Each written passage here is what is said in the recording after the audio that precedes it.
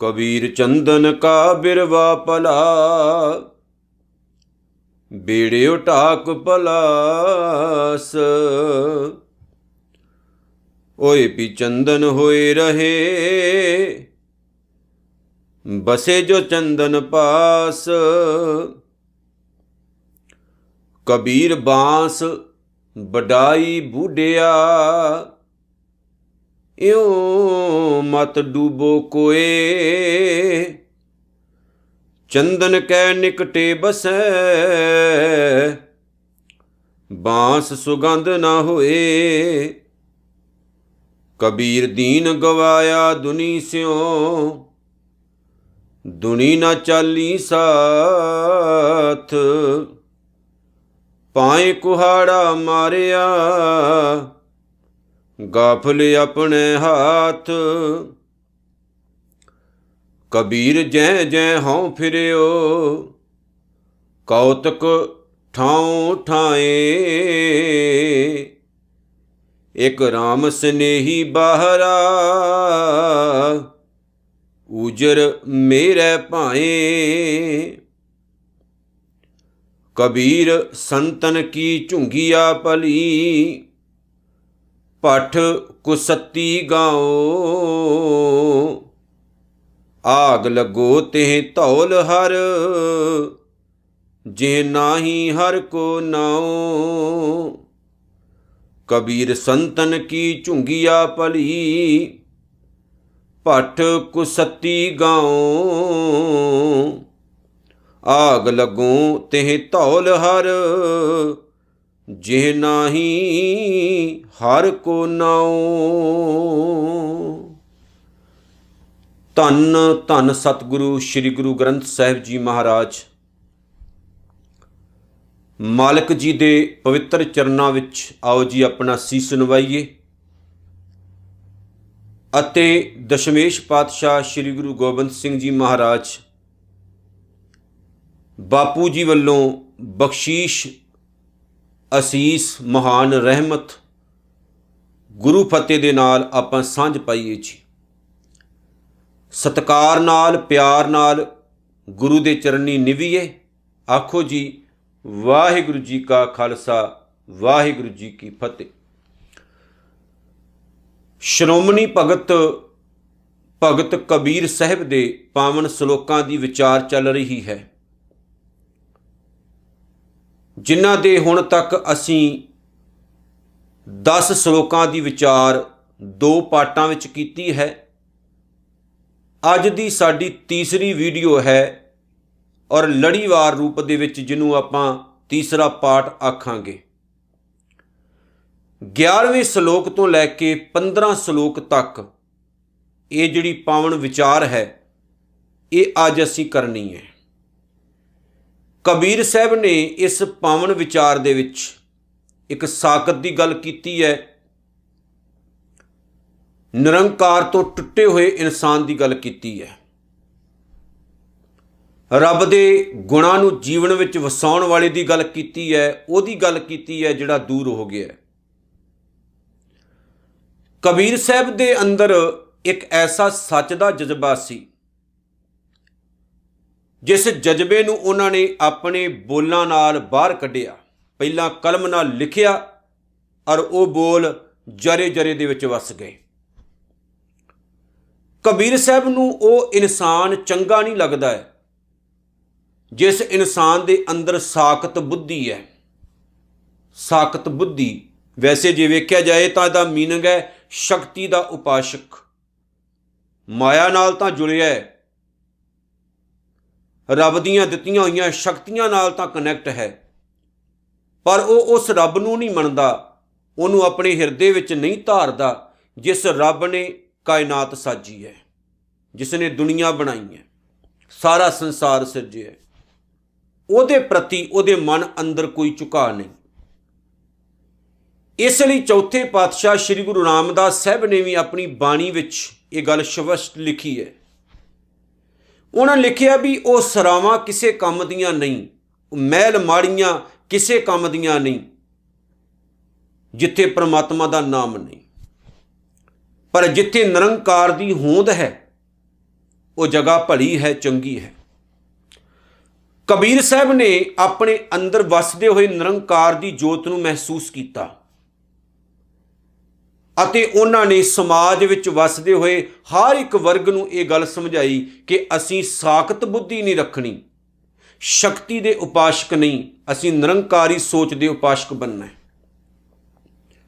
ਇਸ ਲਈ ਪਿਆਰਿਓ, ਗੁਰਬਾਣੀ ਦੇ ਵਿੱਚ ਪੱਥਰ ਪੂਜਕਾਂ ਨੂੰ ਜਗ੍ਹਾ ਨਹੀਂ। ਇਸ ਲਈ ਗੁਰਬਾਣੀ ਨੇ ਦੇਵੀ ਦੇਵਤਿਆਂ ਨੂੰ ਜਗ੍ਹਾ ਨਹੀਂ ਦਿੱਤੀ, ਗੁਰਬਾਣੀ ਨੇ ਨਿਰੰਕਾਰੀ ਸੋਚ ਨੂੰ ਜਗ੍ਹਾ ਦਿੱਤੀ। ਇਸ ਲਈ ਸਿੱਖੀਜ਼ਮ ਦੇ ਵਿੱਚ ਕਦੇ ਵੀ ਹਵਾ ਨੂੰ ਪਵਨ ਦੇਵਤਾ ਕਹਿ ਕੇ ਨਹੀਂ ਪੂਜਿਆ ਜਾਂਦਾ, ਕਦੇ ਵੀ ਪਾਣੀ ਨੂੰ ਦੇਵਤਾ ਕਹਿ ਕੇ ਨਹੀਂ ਪੂਜਿਆ ਜਾਂਦਾ, ਕਦੇ ਵੀ ਅੱਗ ਨੂੰ ਦੇਵਤਾ ਕਹਿ ਕੇ ਨਹੀਂ ਪੂਜਿਆ ਜਾਂਦਾ। ਸਗੋਂ ਸਿੱਖੀਜ਼ਮ ਦੇ ਵਿੱਚ ਇਹਨਾਂ ਸਾਰੀਆਂ ਚੀਜ਼ਾਂ ਨੂੰ ਇਨਸਾਨ ਦੇ ਨੌਕਰ ਸਮਝਿਆ ਜਾਂਦਾ ਵੀ ਪ੍ਰਮਾਤਮਾ ਨੇ ਤੇਰੇ ਲਈ ਪੈਦਾ ਕੀਤੀਆਂ ਨੇ, ਵੀ ਤੂੰ ਸੁਖੀ ਵਸੇ। ਤੇ ਜੇ ਤੂੰ ਸਭ ਕੁਝ ਪਾ ਕੇ ਰੱਬ ਨੂੰ ਭੁੱਲਿਆ ਬੈਠਾ ਤੇ ਇਹੀ ਚੀਜ਼ਾਂ ਤੇਰਾ ਨੁਕਸਾਨ ਕਰਨਗੀਆਂ, ਔਰ ਇਹ ਸੱਚ ਹੈ। ਕਬੀਰ ਸਾਹਿਬ ਦੇ ਪਾਵਨ ਸ਼ਲੋਕਾਂ ਦੀ ਵਿਚਾਰ ਆਰੰਭ ਕਰਦੇ ਹਾਂ, ਜਿਹੜਾ ਉਹਨਾਂ ਦਾ 11ਵਾਂ ਸ਼ਲੋਕ ਹੈ, ਬੜਾ ਹੀ ਕਮਾਲ ਦਾ। ਕਬੀਰ ਸਾਹਿਬ ਨੇ ਇਸ ਪਾਵਨ ਸ਼ਲੋਕ ਵਿੱਚ ਜਿਹੜੀ ਅਦਭੁਤ ਗੱਲ ਕੀਤੀ ਹੈ, ਸਮਝਣ ਵਾਲੀ ਹੈ। ਕਬੀਰ ਕਹਿੰਦੇ ਨੇ, ਕਬੀਰ ਚੰਦਨ ਕਾ ਬਿਰਵਾ ਭਲਾ। ਜਿਹੜਾ ਚੰਦਨ ਦਾ ਦਰਖਤ ਹੁੰਦਾ ਹੈ ਬੜਾ ਛੋਟਾ ਹੁੰਦਾ ਹੈ, ਬਹੁਤ ਛੋਟਾ ਹੁੰਦਾ ਹੈ। ਕਈ ਨੂੰ 52 ਚੰਦਨ ਵੀ ਕਹਿੰਦੇ ਨੇ, 52 ਉਂਗਲਾਂ ਉੱਚਾ, ਭਾਵ ਕਿ ਬੜਾ ਛੋਟਾ ਜਿਹਾ ਹੁੰਦਾ, ਨਿੱਕਾ ਜਿਹਾ ਹੁੰਦਾ। ਬਿਰਵੇ ਦਾ ਮਤਲਬ ਵੀ ਇੱਥੇ ਇਹੀ ਹੈ, ਛੋਟਾ ਜਿਹਾ ਬੂਟਾ। ਕਬੀਰ ਚੰਦਨ ਕਾ ਬਿਰਵਾ ਭਲਾ, ਚੰਦਨ ਦਾ ਬਿਰਵਾ ਭਾਵ ਛੋਟਾ ਜਿਹਾ ਨਿੱਕਾ ਜਿਹਾ ਦਰਖਤ, ਉਹ ਵੀ ਚੰਗਾ ਹੈ, ਬੜਾ ਭਲਾ ਹੈ, ਕਿਉਂਕਿ ਉਹਦੇ 'ਚ ਗੁਣ ਨੇ। ਬੇੜਿਓ ਢਾਕ ਪਲਾਸ, ਭਾਵੇਂ ਕਿ ਉਹਦੇ ਆਸੇ ਪਾਸੇ ਨਾ ਕੁਝ ਐਸੇ ਰੁੱਖ ਨੇ, ਢਾਕ ਪਲਾਹ ਵਰਗੇ ਨਕੰਮੇ ਰੁੱਖ ਨੇ ਜਿਨ੍ਹਾਂ ਦੇ ਨਾਲ ਉਹ ਢੱਕਿਆ ਹੋਇਆ ਹੈ। ਅਗਲੀ ਗੱਲ ਸੁਣਿਓ, ਓਏ ਵੀ ਚੰਦਨ ਹੋਏ ਰਹੇ। ਜਿਹੜੇ ਨਕੰਮੇ ਬੂਟੇ ਹੁੰਦੇ ਨੇ, ਢਾਕ ਪਲਾਹ ਆਦਿਕ ਨਕੰਮੇ ਬੂਟੇ ਆਸੇ ਪਾਸੇ ਹੁੰਦੇ ਨੇ ਚੰਦਨ ਦੇ, ਜਿਨ੍ਹਾਂ ਵਿੱਚ ਕੋਈ ਸੁਗੰਧੀ ਨਹੀਂ ਹੁੰਦੀ। ਕਬੀਰ ਸਾਹਿਬ ਜੀ ਕਹਿੰਦੇ ਨੇ, ਓਏ ਵੀ ਚੰਦਨ ਹੋਏ ਰਹੇ, ਉਹ ਵੀ ਚੰਦਨ ਵਰਗੇ ਸੁਗੰਧਿਤ ਹੋ ਜਾਂਦੇ ਨੇ। ਚੰਦਨ ਨਹੀਂ ਹੁੰਦੇ, ਚੰਦਨ ਦੀ ਸੁਗੰਧੀ ਨਾਲ ਉਹ ਭਰ ਜਾਂਦੇ ਨੇ ਅੰਦਰੋਂ ਬਾਹਰੋਂ। ਇੰਨੀ ਸੁਗੰਧੀ ਹੁੰਦੀ ਚੰਦਨ ਦੀ ਕਿ ਆਸੇ ਪਾਸੇ ਦਾ ਜਿਹੜਾ ਮਾਹੌਲ ਹੁੰਦਾ ਹੈ, ਆਸੇ ਦੇ ਪਾਸੇ ਜਿਹੜੇ ਨਕੰਮੇ ਬੂਟੇ ਹੁੰਦੇ ਨੇ, ਉਹ ਵੀ ਚੰਦਨ ਦੀ ਸੁਗੰਧੀ ਲੈ ਕੇ ਸੁਗੰਧਿਤ ਹੋ ਜਾਂਦੇ ਨੇ। ਓਏ ਵੀ ਚੰਦਨ ਹੋਏ ਰਹੇ, ਬਸੇ ਜੋ ਚੰਦਨ ਪਾਸ। ਜਿਹੜੇ ਦਰਖਤ ਚੰਦਨ ਦੇ ਲਾਗੇ ਵਸਦੇ ਨੇ, ਉਹ ਵੀ ਚੰਦਨ ਦਾ ਰੂਪ ਹੋ ਜਾਂਦੇ ਨੇ, ਸੁਗੰਧਿਤ ਹੋ ਜਾਂਦੇ ਨੇ। ਕਬੀਰ ਸਾਹਿਬ ਨੇ ਇੱਥੇ ਕਮਾਲ ਦੀ ਗੱਲ ਆਖੀ, ਭਗਤ ਦੀ ਗੱਲ ਕੀਤੀ, ਰੱਬ ਨਾਲ ਪਿਆਰ ਕਰਨ ਵਾਲੀ ਦੀ ਗੱਲ ਕੀਤੀ। ਕਹਿੰਦੇ ਪਰਮਾਤਮਾ ਨਾਲ ਜੁੜਿਆ ਹੋਇਆ ਜਿਹੜਾ ਇਨਸਾਨ ਹੈ, ਉਹ ਚੰਦਨ ਵਰਗਾ ਸੁਗੰਧੀ ਦੇਣ ਵਾਲਾ ਹੁੰਦਾ ਹੈ, ਭਲਾ ਹੁੰਦਾ ਹੈ। ਭਾਵੇਂ ਉਹ ਬਹੁਤ ਛੋਟਾ ਹੋਵੇ, ਜ਼ਿਆਦਾ ਧਨ ਦੌਲਤ ਉਹਦੇ ਪਾਸ ਨਾ ਹੋਵੇ, ਜ਼ਿਆਦਾ ਲੋਕ ਰਿਸਪੈਕਟ ਨਾ ਕਰਦੇ ਹੋਣ,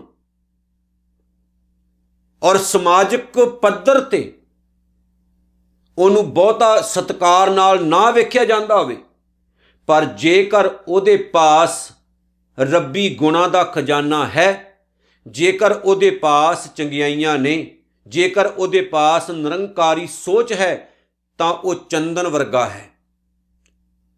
ਉਹਦੇ ਨਾਲ ਨਾਲ ਕੀ ਹੁੰਦਾ, ਉਹਦੇ ਆਸੇ ਪਾਸੇ ਵਸਣ ਵਾਲੇ ਜਿਹੜੇ ਲੋਕ ਹੁੰਦੇ ਨੇ, ਉਹਨਾਂ ਵਿੱਚ ਵੀ ਉਹਦੇ ਗੁਣ ਚਲੇ ਜਾਂਦੇ ਨੇ। ਉਹ ਸਮੇਂ ਨੂੰ ਵੇਖ ਕੇ ਦੁਨੀਆ ਦੇ ਲੋਕਾਂ ਨੂੰ ਸੁਗੰਧਿਤ ਕਰ ਦਿੰਦਾ ਹੈ। ਭਾਵੇਂ ਚੰਦਨ ਦਾ ਦਰਖਤ ਛੋਟਾ ਹੈ, ਵੱਡੇ ਵੱਡੇ ਦਰਖਤ ਵੀ ਜੰਗਲਾਂ ਵਿੱਚ ਹੁੰਦੇ ਨੇ, ਪਰ ਇੰਨਾ ਛੋਟਾ ਹੋਣ ਦੇ ਬਾਵਜੂਦ ਵੀ ਉਹ ਸੁਗੰਧੀ ਫੈਲਾਉਂਦਾ ਹੈ। ਐਨ ਇਸ ਤਰ੍ਹਾਂ ਰੱਬ ਨਾਲ ਜੁੜਿਆ ਹੋਇਆ ਇਨਸਾਨ ਵੀ ਚਾਰੇ ਪਾਸੇ ਸੁਗੰਧੀ ਹੀ ਫੈਲਾਉਂਦਾ ਹੈ, ਸੁਗੰਧੀ ਹੀ ਫੈਲਾਉਂਦਾ ਹੈ। ਭਾਵੇਂ ਉਹਦੇ ਕੋਲ ਪੈਸਾ ਨਹੀਂ ਹੈ, ਭਾਵੇਂ ਉਹਦੀ ਉੱਚੀ ਜਾਤ ਨਹੀਂ ਹੈ, ਜਿਵੇਂ ਬਾਣੀ ਵਿੱਚ ਆਖਿਆ ਗਿਆ ਇੱਕ ਜਗ੍ਹਾ ਤੇ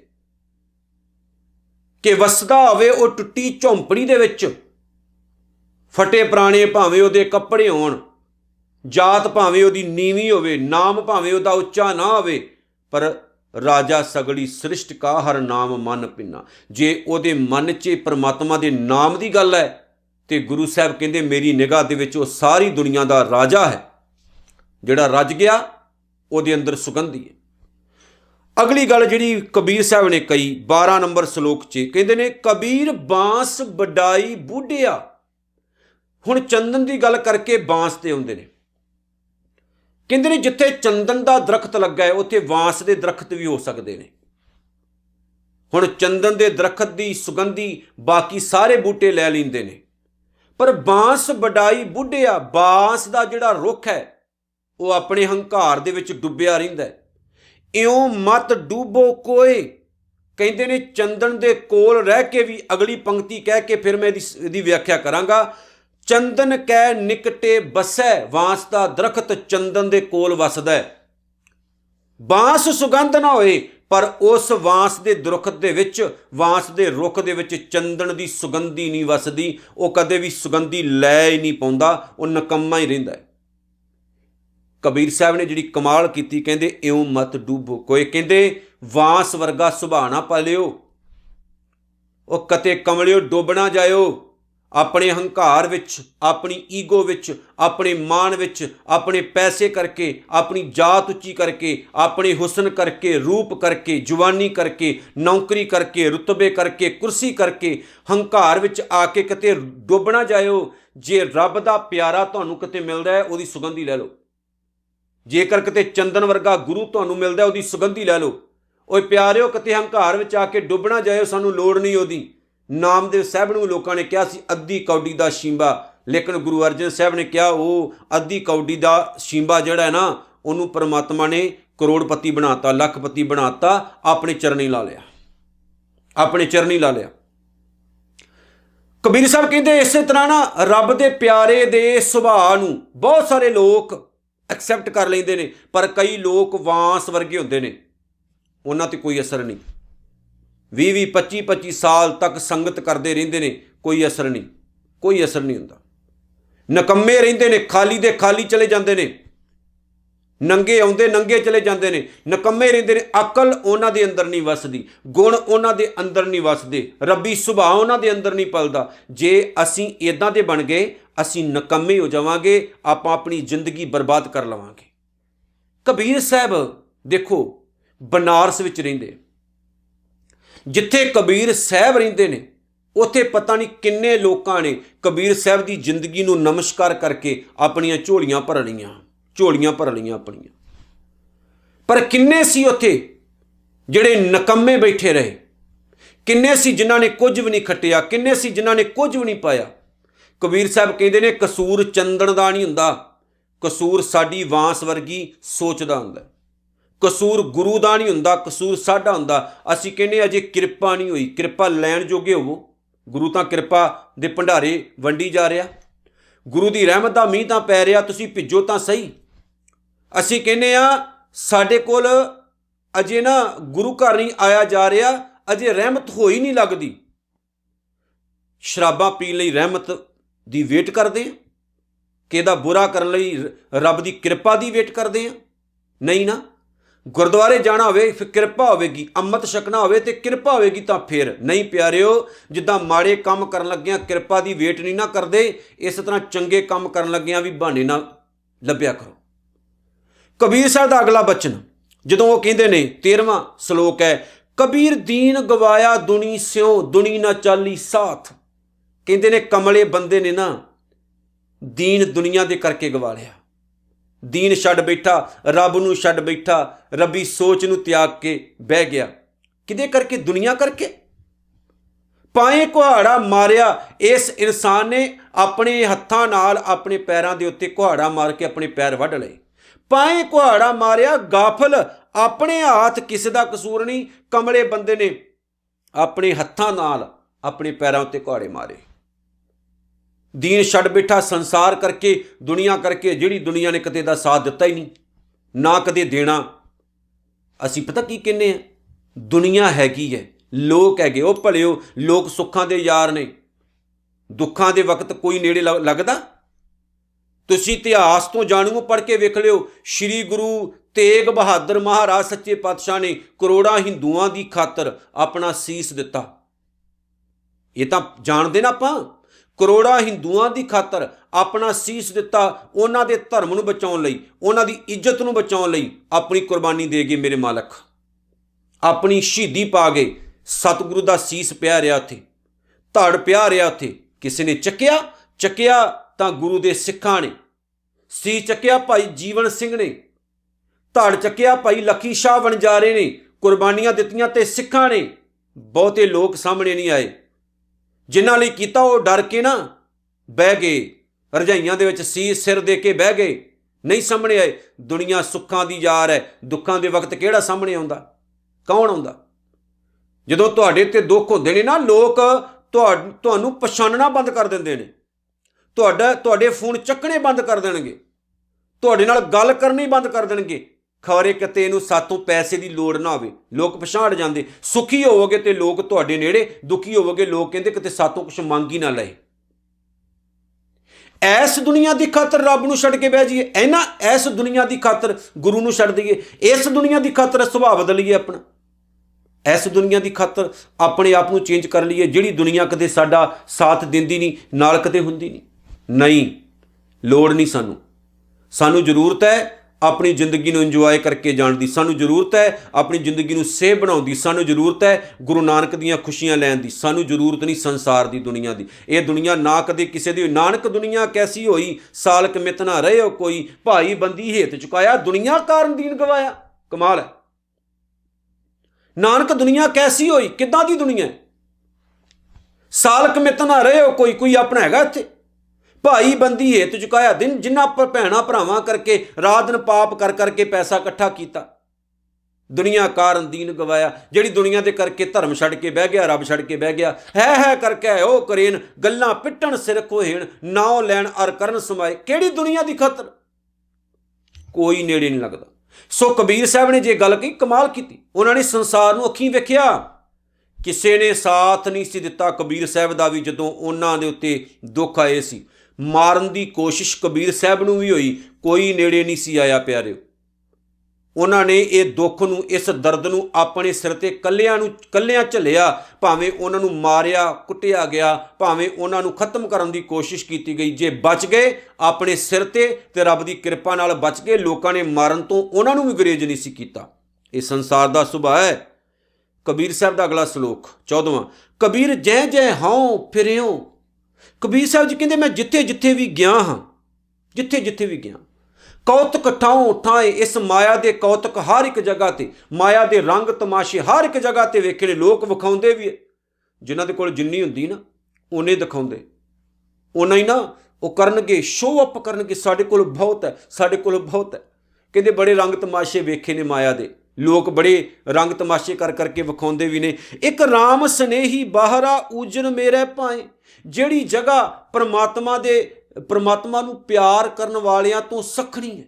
ਸੁਣਿਓ ਦੁਬਾਰਾ, ਇੱਕ ਰਾਮ ਸਨੇਹੀ ਬਾਹਰਾ ਊਜਨ ਮੇਰੇ ਭਾਏ। ਕਹਿੰਦੇ ਉਹ ਥਾਂ ਮੇਰੇ ਲਈ ਉਜਾੜ ਹੈ, ਜਿਹੜੀ ਥਾਂ ਉੱਤੇ, ਜਿਹੜੀ ਜਗ੍ਹਾ ਤੇ ਰੱਬ ਨੂੰ ਪਿਆਰ ਕਰਨ ਵਾਲਾ ਕੋਈ ਨਾ ਵਸਦਾ ਹੋਵੇ। ਇੱਕ ਰਾਮ ਸਨੇਹੀ ਬਾਹਰਾ ਬਗੈਰ, ਰਾਮ ਸਨੇਹੀ ਰੱਬ ਨੂੰ ਪਿਆਰ ਕਰਨ ਵਾਲੇ। ਜਿੱਥੇ ਕੋਈ ਰੱਬ ਨੂੰ ਪਿਆਰ ਕਰਨ ਵਾਲਾ ਨਾ ਹੋਵੇ, ਸੱਚ ਬੋਲਣ ਵਾਲਾ ਨਾ ਹੋਵੇ, ਸੱਚ ਦਾ ਮੁਤਲਾਸ਼ੀ ਨਾ ਹੋਵੇ, ਭਗਤੀ ਕਰਨ ਵਾਲਾ, ਬੰਦਗੀ ਕਰਨ ਵਾਲਾ ਸ਼ਖਸ ਨਾ ਹੋਵੇ, ਰੱਬ ਨਾਲ ਅੰਦਰੋਂ ਬਾਹਰੋਂ ਜੁੜਿਆ ਨਾ ਹੋਵੇ, ਕਹਿੰਦੇ ਉਹ ਜਗ੍ਹਾ ਜਿੰਨੇ ਮਰਜ਼ੀ ਮਾਇਆ ਦੇ ਰੰਗਾਂ ਨਾਲ ਭਰੀ ਹੋਵੇ, ਜਿੰਨੇ ਮਰਜ਼ੀ ਮਾਇਆ ਦੇ ਰੰਗਾਂ ਨਾਲ ਭਰੀ ਹੋਵੇ, ਉਹ ਮੇਰੇ ਲਈ ਉਜਾੜ ਹੀ ਹੈ। ਮੈਂ ਨਹੀਂ ਚੰਗੀ ਸਮਝਦਾ ਉਹ। ਕਈ ਲੋਕ ਦਿਖਾਉਂਦੇ ਨੇ, ਤੁਹਾਨੂੰ ਸਪੈਸ਼ਲੀ ਦਿਖਾਉਣਗੇ, ਸਾਡੇ ਕੋਲ ਜੀ ਬਹੁਤ ਵਧੀਆ ਹੈ, ਸਾਡੇ ਕੋਲ ਜੀ ਆਹ ਹੈ, ਸਾਡੇ ਕੋਲ ਜੀ ਉਹ ਹੈ, ਸ਼ੋਅ ਅਪ ਕਰਨਗੇ। ਕਬੀਰ ਸਾਹਿਬ ਕਹਿੰਦੇ ਸਾਨੂੰ ਕੀ ਭਾ, ਤੁਹਾਡੀ ਹੈ, ਤੁਹਾਡੇ ਤੱਕ ਰਹੇਗੀ। ਮੈਨੂੰ ਤਾਂ ਉਸ ਚੀਜ਼ ਨਾਲ ਮਤਲਬ ਹੈ ਜਿੱਥੇ ਰੱਬ ਦੀ ਗੱਲ ਹੈ। ਜਿੱਥੇ ਰੱਬ ਦੀ ਗੱਲ ਨਹੀਂ, ਉਹ ਚੀਜ਼ ਨੂੰ ਮੈਂ ਕੀ ਕਰਨਾ, ਮੈਨੂੰ ਲੋੜ ਨਹੀਂ ਹੈ। ਕਬੀਰ ਸਾਹਿਬ ਦਾ ਅਗਲਾ ਬਚਨ 15ਵਾਂ ਸ਼ਲੋਕ। ਕਬੀਰ ਸੰਤਨ ਕੀ ਝੁੰਗੀਆ ਭੜੀ, ਕਹਿੰਦੇ ਵੱਡੇ ਮੈਨੂੰ ਜਿਹੜੇ ਮਹਿਲ ਉਹਨਾਂ ਦੀ ਲੋੜ ਨਹੀਂ। ਸੰਤਨ ਰੱਬ ਨਾਲ ਪਿਆਰ ਕਰਨ ਵਾਲਿਆਂ ਦੀ ਮਾੜੀ ਮੋਟੀ ਝੁੱਗੀ ਵੀ ਚੰਗੀ ਹੁੰਦੀ। ਜਿਹਨੂੰ ਲੋਕੀ ਗੰਦੀ ਮੰਦੀ ਕਹਿ ਦੇਣਗੇ, ਮਾੜੀ ਕਹਿ ਦੇਣਗੇ, ਚਲੋ ਉਹ ਵੀ ਚੰਗੀ। ਜਿੱਥੇ ਰੱਬ ਦਾ ਪਿਆਰਾ ਵਸਦਾ ਨਾ, ਉਹ ਝੁੱਗੀ ਵੀ ਚੰਗੀ ਹੁੰਦੀ ਹੈ। ਭਾਵ ਮਾੜਾ ਘਰ ਵੀ ਚੰਗਾ ਲੱਗਦਾ ਮੈਨੂੰ। ਭੱਟ ਕੁਸਤੀ ਗਾਉਂ ਪਿੰਡ, ਤੇ ਜਿਸ ਪਿੰਡ ਦੇ ਵਿੱਚ ਸਾਕਤ ਲੋਕ ਵਸਦੇ ਨੇ, ਵੱਡੇ ਮਹਿਲ ਮਾੜੀਆਂ ਬਣਾਏ ਹੋਣ, ਕਹਿੰਦੇ ਮੈਨੂੰ ਉਹ ਬਲਦੀ ਹੋਈ ਭੱਠੀ ਵਰਗੇ ਲੱਗਦੇ ਨੇ, ਮੈਨੂੰ ਉਹ ਚੰਗੇ ਨਹੀਂ ਲੱਗਦੇ। ਮੈਨੂੰ ਤਾਂ ਕੁੱਲੀ ਚੰਗੀ ਹੈ ਜਿੱਥੇ ਰੱਬ ਦੀ ਗੱਲ ਹੈ। ਆਗ ਲੱਗੋ ਤੇ ਧੌਲ ਹਰ, ਉਹਨਾਂ ਮਹਿਲਾਂ ਨੂੰ ਅੱਗ ਲੱਗ ਜਾਏ। ਜੇ ਨਾ ਹੀ ਹਰ ਕੋ ਨਾ ਹੋ, ਜਿੱਥੇ ਰੱਬ ਦੀ ਗੱਲ ਨਹੀਂ, ਉਹਨਾਂ ਮਹਿਲ ਮਾੜੀਆਂ ਨੂੰ ਅੱਗ ਲੱਗ ਜਾਏ, ਰੱਬ ਕਰੇ। ਜਿੱਥੇ ਰੱਬ ਦੀ ਗੱਲ ਨਹੀਂ, ਜਿੱਥੇ ਰਹਿਣ ਵਾਲੇ ਰਾਤ ਦਿਨ ਗੰਦੀ ਸੋਚ ਦੇ ਮਾਲਕ ਬਣੇ ਰਹਿੰਦੇ ਨੇ, ਮਾੜੇ ਕੰਮ ਕਰਦੇ ਰਹਿੰਦੇ ਨੇ, ਮਾਇਆ ਦੇ ਕੌਤਕਾਂ 'ਚ, ਰੰਗਾਂ ਤਮਾਸ਼ਿਆਂ 'ਚ ਮਸਤ ਰਹਿੰਦੇ ਨੇ, ਰੱਬ ਨੂੰ ਵਿਸਾਰ ਕੇ ਬਹਿ ਗਏ ਨੇ। ਇਹੋ ਜਿਹੇ ਮਹਿਲਾਂ ਵਿੱਚ ਜਾਣ ਦੀ ਲੋੜ ਨਹੀਂ, ਨਾ ਮੈਨੂੰ ਇਹੋ ਜਿਹੇ ਮਹਿਲ ਚਾਹੀਦੇ ਨੇ, ਮੇਰੇ ਵੱਲੋਂ ਅੱਗ ਲੱਗੇ ਇਹੋ ਜਿਹੇ ਮਹਿਲਾਂ ਨੂੰ। ਕਬੀਰ ਸਾਹਿਬ ਨੇ ਬੜੀ ਗਰੀਬੀ ਵੇਖੀ ਹੈ, ਬਹੁਤ ਗਰੀਬੀ, ਪਰ ਦਿਲ ਦੇ ਬਾਦਸ਼ਾਹ ਬਣੇ ਰਹੇ, ਕਿਉਂਕਿ ਉਸ ਸੱਚੇ ਪਾਤਸ਼ਾਹ ਦੇ ਨਾਲ ਉਹ ਕਨੈਕਟ ਰਹੇ, ਜੁੜੇ ਰਹੇ, ਸੱਚ ਬੋਲਦੇ ਰਹੇ, ਸੱਚ ਦਾ ਹੋਕਾ ਦਿੰਦੇ ਰਹੇ। ਆਓ ਕਬੀਰ ਸਾਹਿਬ ਦੇ ਇਹਨਾਂ ਬਚਨਾਂ ਨੂੰ ਪੱਲੇ ਬੰਨੀਏ। ਤੀਸਰੀ ਵੀਡੀਓ ਦੀ ਇੱਥੇ ਸਮਾਪਤੀ ਹੈ। ਅਸੀਂ 15 ਨੰਬਰ ਸ਼ਲੋਕ ਤੱਕ ਪਹੁੰਚ ਚੁੱਕੇ ਹਾਂ। ਸਤਿਗੁਰੂ ਜੀ ਕਿਰਪਾ ਕਰਨ ਆਉਣ ਵਾਲੇ ਸਮੇਂ ਵਿੱਚ ਵੀ ਕਬੀਰ ਸਾਹਿਬ ਦੇ ਇਹਨਾਂ ਬਚਨਾਂ ਨਾਲ ਸਾਂਝ ਪਾਉਂਦੇ ਰਹਿਣ। ਨਾਨਕ ਨਾਮ ਚੜ੍ਹਦੀ ਕਲਾ, ਤੇਰੇ ਭਾਣੇ ਸਰਬੱਤ ਦਾ ਭਲਾ। ਵਾਹਿਗੁਰੂ ਜੀ ਕਾ ਖਾਲਸਾ, ਵਾਹਿਗੁਰੂ ਜੀ ਕੀ ਫਤਿਹ।